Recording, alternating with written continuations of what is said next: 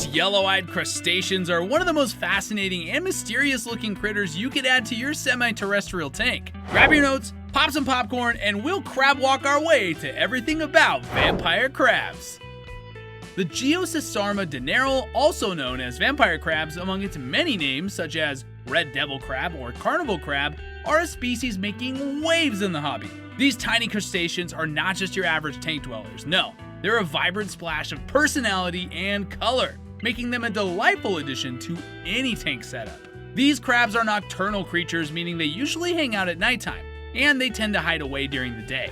They're quite the couch potato, as they like staying motionless for many hours in their preferred spot, either on land or in water before heading out at night. Hailing from the wild bodies of the water in the Indian Ocean like Java, Sulawesi, and Riau and Krakatau, these freshwater areas, especially in Southeast Asia, tend to have a much more tropical temperature, and the vampire crab prefers shallow waters with lots of vegetation. To mimic this habitat, it's best to provide live plants and a sandy substrate beneath the surface to aid in breeding and molting. So if you're thinking about bringing home a vampire crab, it's good to know that with the right care, these little guys can live up to 2 years. Keeping them happy really comes down to 2 key things. 1, their tank size, and 2, water conditions. Aim for a tank of at least 10 gallons and make sure the temperature and pH levels stay stable. Once you nail that down, your crab's gonna be living its best life, scuttling around and enjoying every moment. It's kind of rewarding to watch them thrive, so a bit of extra effort goes a long way. Vampire crabs are small beauties, and they would span around 2 inches and have a distinct purple color on their legs and bodies with a little bit of white or cream-colored spots. Their yellow eyes and small pincers are a vampire crab trademark. Their appearance itself would make you think they're Dracula's descendants. Sorry. Males have lighter claws compared to females and can be distinguished also through their abdominal flap, sharp for males and rounder for females. Vampire crab molting is quite a fascinating part of their life. When their exoskeletons are discarded, they regrow as bigger ones compared to their previous molting. This is to protect them from external threats and predators alike. To provide proper care for your vampire crab, a 10-gallon tank is best with an 80 to 20 land to water ratio. A partial terrestrial habitat should contain some perching areas and some live plants. A slightly alkaline water condition is very important for their survival. You also need a quality filter and heater to keep them thriving. A monthly water change ensures the nitrate levels remain at a safe level, and 75% humidity is your target for your tank. All of these should be noted to keep your vampire crabs happy and thriving. It can be quite a tedious task to maintain, but it's essential for the overall health of the crab. In case you forgot earlier, a perfect tank is going to be a 10-gallon one with a land-to-water ratio of 80 to 20. Apart from plants, you need to provide hiding places like rocks or caves to make them feel safe. The Aquarium 10-gallon tank might be a standard type, but this is a perfect starter tank for your vampire crab. As usual, maintaining optimal water parameters is key to a good environment, and vampire crabs are no exception. pH levels of 7.5 to 8 with temperatures ranging from 24 to 28 degrees Celsius, that's 75 to 82 degrees Fahrenheit, is an optimal range for the water parameters of a vampire crab's tank. Good quality heaters, humidifiers, and filtration systems are a must. Humidifiers are important because humidity must be kept above 75%. Regular monitoring of ammonia and nitrates is crucial, along with water changes to ensure water quality remains stable. Vampire crabs are low maintenance and have simple care requirements. They can survive with a single feeding daily. As omnivores and scavengers, they consume a diverse diet from the substrate, but a balanced meal is essential here for their long-term health. So, let's talk about food options. A diet of live and frozen foods, as well as dried options like flakes, pellets, and algae wafers are a good staple diet. Essential foods rich in calcium, such as peas, spinach, and broccoli, support strong shell development.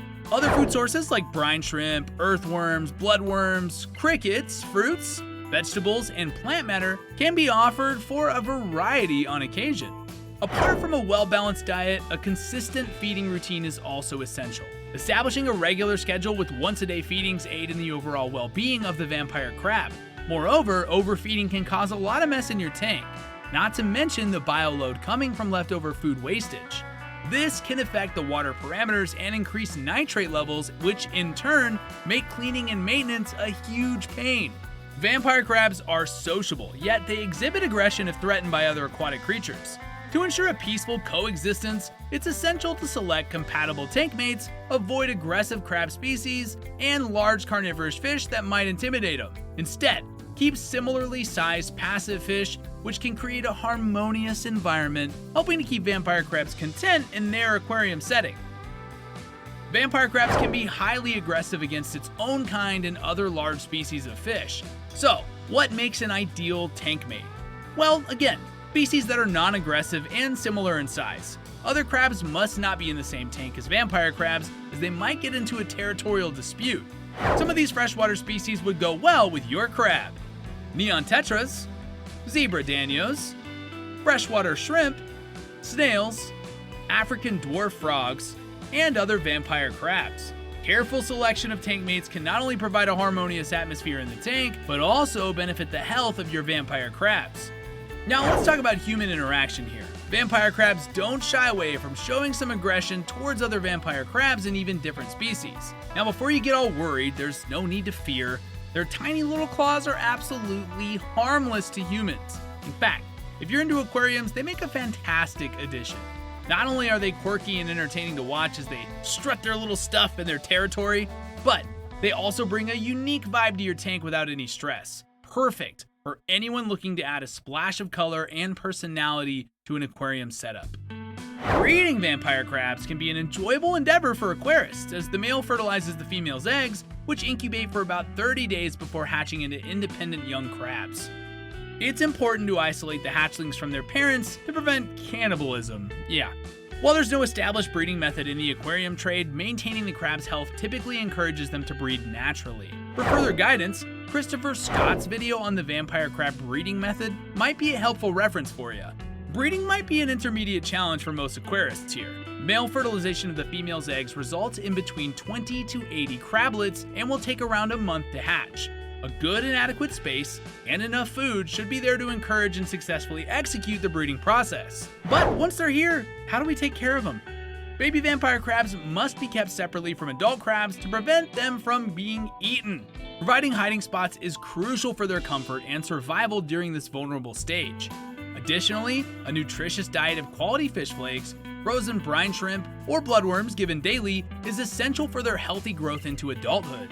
Maintaining a low-stress environment and good parameters are crucial here, as their health can be affected by parasites, bacteria, and fungi. Preventative measures like isolating new specimens and providing balanced diets can significantly reduce the risk of disease outbreaks and promote a healthy crab population. So let's talk about some of those dangers. Vampire crabs can be super fun pets, but you've got to keep a close eye on their health, as they can fall victim to a few unwelcome guests like flukes, nematodes, and ciliates. Fungal infections and bacterial woes are also on the list of potential issues, but luckily, these little guys are tougher against some common fish diseases like ick, thanks to their unique inverted makeup. To keep your aquatic buddies thriving, regular water changes are a must. If something goes awry, make sure you choose medications that won't hurt your crabs, and don't forget about a balanced diet. It is key to warding off illnesses. Lastly, be aware of copper. This is a big no-no for these crabs. If you're using fertilizer in a planted tank, double check that it's copper-free. Many shrimp-friendly fertilizers are safe for your beloved vampire crabs too. Alright, so here's the deal with vampire crabs. These little guys are not just adorable, but they're also pretty fascinating when it comes to their growth process. They actually go through this really cool thing called molting, which is basically when they shed their old exoskeleton to make way for a bigger and better one. Kind of like how we might update our wardrobe. The molting process isn't all fun and games though.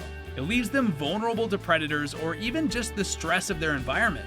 So, if you're lucky enough to have one of these crustaceans as a pet, you've got to ensure that they secure hiding spots to change their clothes while they are going through the phase. Plus, keeping their water quality top-notch is super important because nobody wants their little buddy feeling uncomfortable when they're on the verge of a serious growth spurt.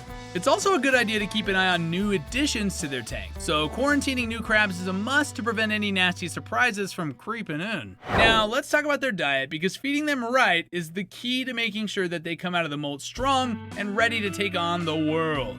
Calcium is your best friend here. Think of it as a superhero nutrient for their exoskeleton. You can totally whip up meals for them that supplement calcium, such as spinach or peas, since those are packed with that nutrient. And if you're feeling extra fancy, throw in some supplements to really up their game.